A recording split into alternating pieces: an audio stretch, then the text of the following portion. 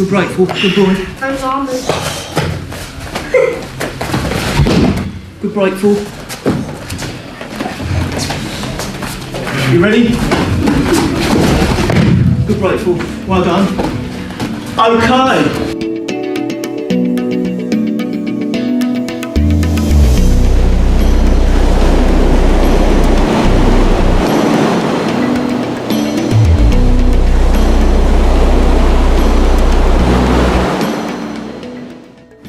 Should we put the dog down? Yeah, why not? Yeah. Come on your bed. Alright in the shower.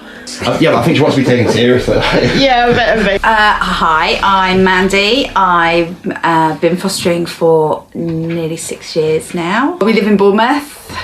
Not quite by the sea, but not that far away. It's close enough so we can take the kids down the beach, but far enough away that we don't get hassles from the tourists in the summer. Hi, my name's Jo and I live in Fareham in Hampshire. I've been working in childcare for many years, running children's homes, and last placement was up in Wales.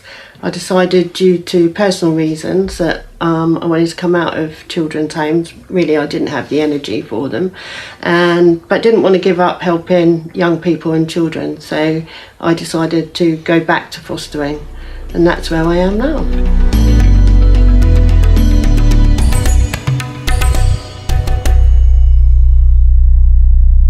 So my name is Mike Spencer, and I'm a care partner and a supervising social worker for Fusion Fostering.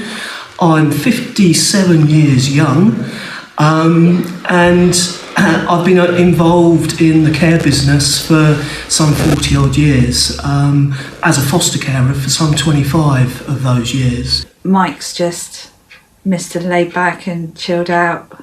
Nothing seems to faze him. He's either experienced it himself or he knows somebody who has experienced it and always has really wise words for you. And even when you get it completely wrong, all three of them are so good at making you feel better about a situation.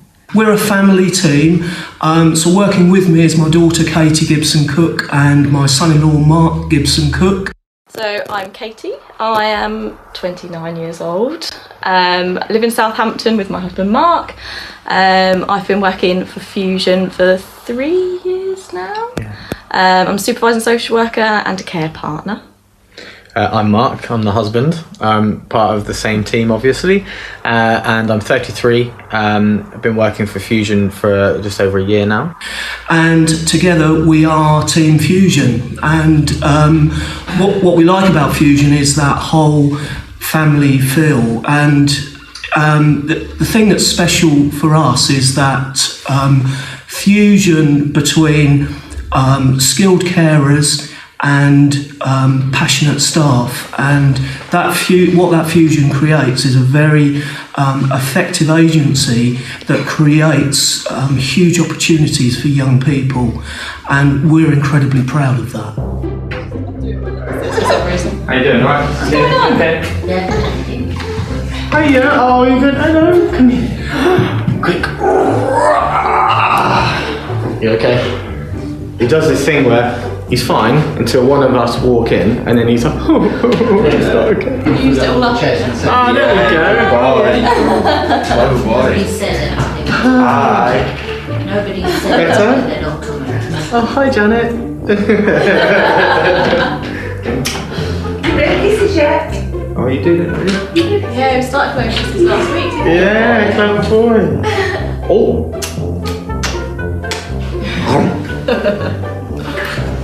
He's been terrorising the place. Yeah, taking all the post-it notes out of the cupboard and... You got the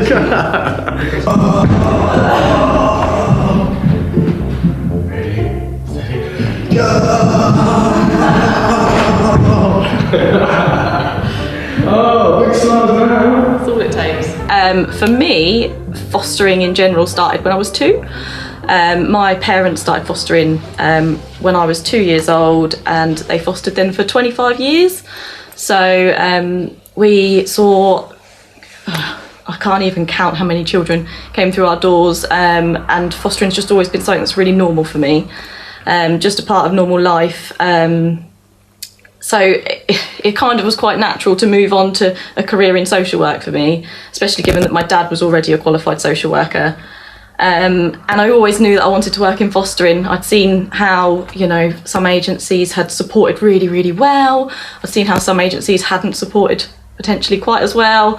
So I really wanted to be a part of sort of showing how I felt foster carers should be supported and how they should be valued for the amazing job that they're doing. Hello. Changed my mind. Oh, off we go. We're here, too late. We're here, all right? Yeah, How you doing? Nice to see you. And Joe, Mike, Nice come to on meet in. you. Yeah, it's nice. Have you eaten?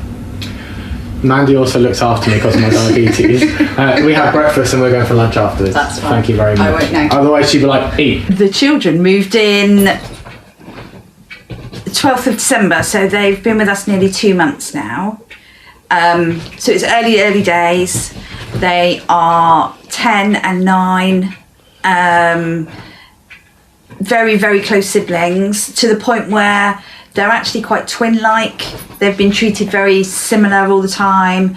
At Christmas time, presents from their birth family were very same. So if one of them got Star Wars pencils, the other one got Star Wars pencils, even though they're not into Star Wars at all. And what we've been working on is trying to encourage them to find their own identity and what their own likes and dislikes.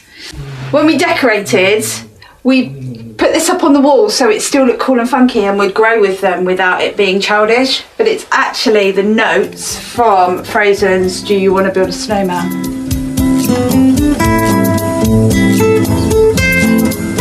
And I'd sort of fallen in love with him, so I had to keep him. I usually sell my kittens. But it's adorable.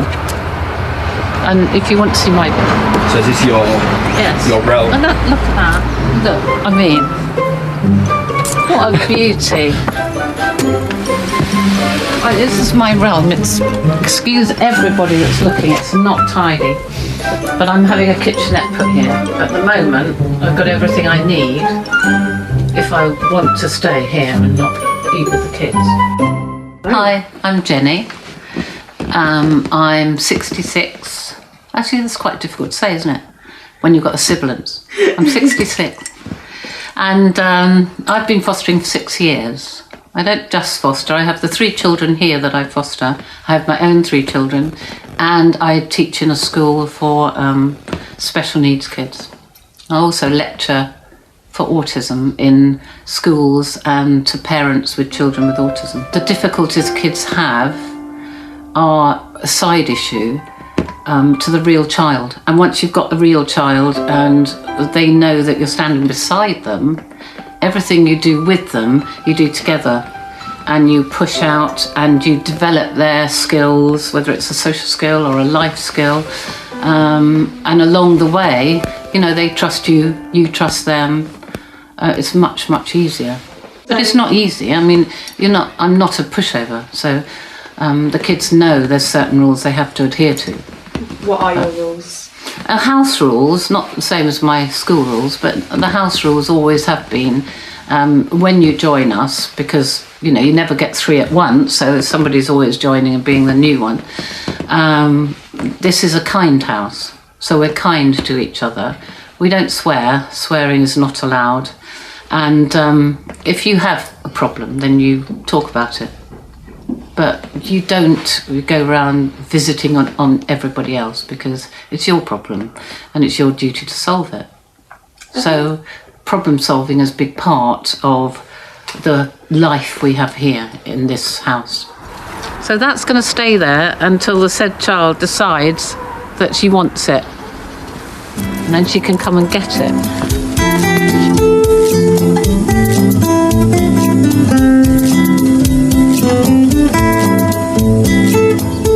Yes, I have a daughter who's 37 and she fosters. I have another daughter who is 35 and she fosters.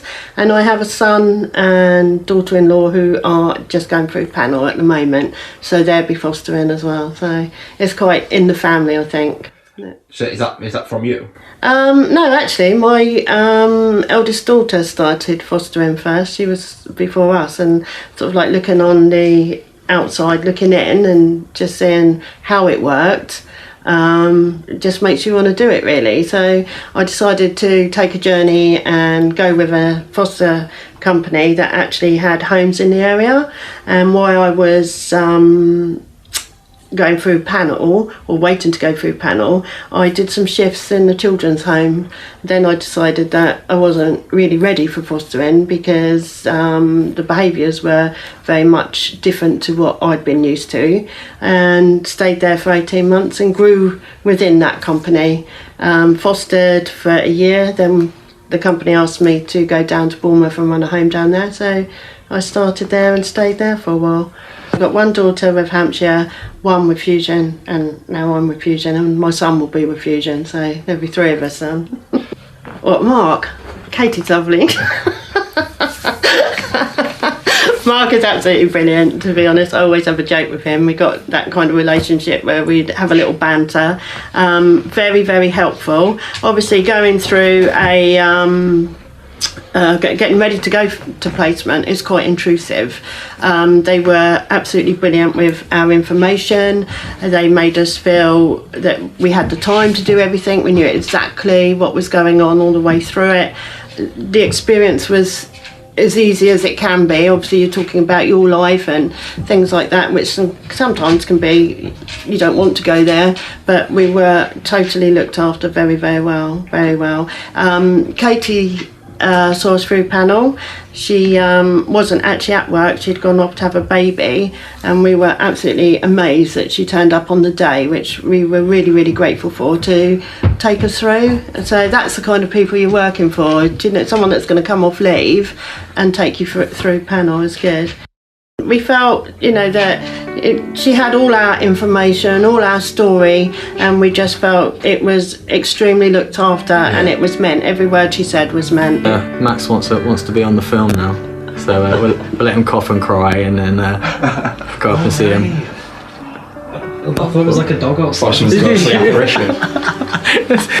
What are we doing about how we met? Just say what. What do you mean? How we met? Or what do you want to know? How we met, when we met, or? Yeah, I mean, was it through work or? No.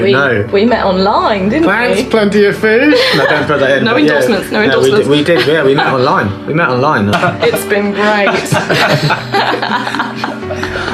Yeah, no. The funny thing, I saw Avid the week. A friend of mine who was our best man at our wedding, actually, and he was reminiscing and telling the story about him doing the speech at the wedding. But essentially, on our first date, I came back with a backpack, no money, no clothes.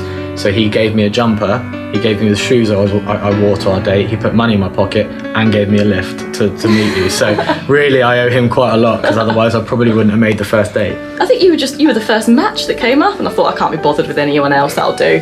Yeah, that's easy. It's not easy on the eye, just he's not too far away. I was in Bournemouth, wasn't I? And you were working in support work with children, so that obviously appealed to me. We had a lot in common in terms of what we were doing and the interests we shared, didn't we? Yeah. I think at one point we both sent pictures of a pot noodle on our desk. Common interest. Yeah, quickly eating whilst we were doing some work. But, no, in all seriousness, we just got on really well, and we got on so well. We thought we met up, and it was just as good a meet in person as it was when we were just chatting. So yeah, no, it was cool. Like, oh, shy. No, we've never told that story about online to the public, so. To the public? So if we have fans. Tell to the, you will have after this. Well, yeah, we're going to send it out on Facebook, but yeah, no, it was 6 years in March. 6 years in March.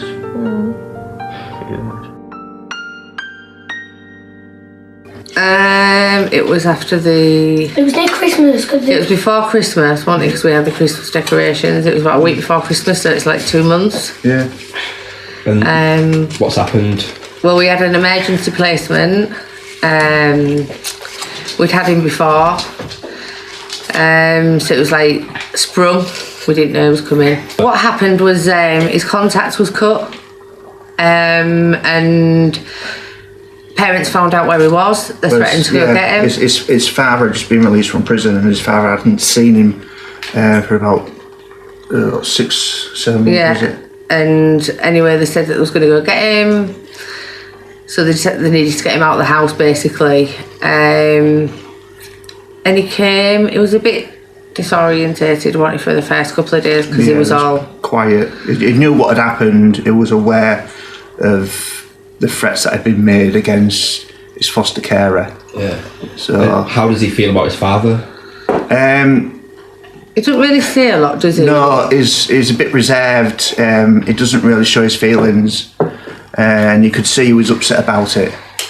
We've got a 8-year-old boy. We haven't said yes at the moment because we'd like to discuss it with the kids to see how they feel about it, and we don't know what they're going to say, do we really? No, it's got to fit around us all. It's got to be right for us all, because the first little boy that we had, him and Jack did clash a bit, didn't they? Yeah. So I think when you've got children of your own, you've got to think about it, how it's going to work as a whole. Like if they say no, we don't want him to come, then we've got to ask why. Yeah. Why don't you want him to come? And can we work around that? Do you want to sit here there? Well, not really, but yeah. So, what do you think? You can be honest. A bit scared and worried how he'll feel if I'm like me and Jack. If I different to him and he doesn't like us, I'm scared what he'll think of us. Yeah. Like when our cousins come and stuff like that, and like it's just like the same as like they being our brother. We've got to treat him the same as everyone else. You've got to be nice. Do you want to do a floss before you go? No. Have you learnt any new moves? No. No? Yep. Sit there. Right.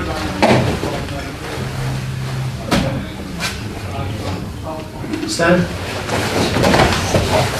Right. Finish off. Thank you, Well done, you guys. Thank you. See you next week. Pass. Okay. I'll pass this week.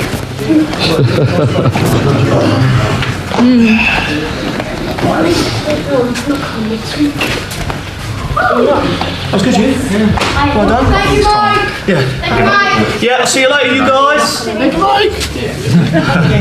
Judo's a bit like fusion fostering. It's a bit of a family, and we've got this. We've almost got this community, and fusion fostering is the same. There's a community of carers, young people, and obviously us as staff. The other thing is that it's quite a tough sport, judo. It's quite physical, and what it teaches you is resilience. And a lot of the looked after children that we look after have got very low resilience, and we like to support them and help them. So certainly if I had the choice again, I would foster again. I would do it all again, because we've had some amazing kids, some of which have been very, very challenging, but then become very, very rewarding. I've now got 2 very rewarding girls that are my daughters, and my advice to foster carers that are just beginning their journey is to really keep it calm and take your time and learn. You know, if you've got friends that are also fostering, learn from those friends, and if you're not sure of something, ask questions. It is so rewarding, and it's just unbelievable to see a young person grow from strength to strength in your home under your care. Is just so fulfilling and wonderful. It's hard. It can take you to breaking point, but every foster carer has been a breaking point, and we all understand what each other is going through. And I certainly did at the beginning. I had a placement that was absolutely hard work, really, really hard work. And I think what you have to remember, and it's easy to forget, if you use the tools that our company Fusion have given us to use, and you use them properly, you're not on your own, and it's okay to say, I'm struggling. My advice to a new carer would be, don't be embarrassed of what you're feeling in front of other foster carers. Talk to them, because they're there to help you. I've never found any foster carer who's told me that I'm being silly or I'm talking nonsense. We're all in it together, and we're all in it to help these young people be the best adults that they can be.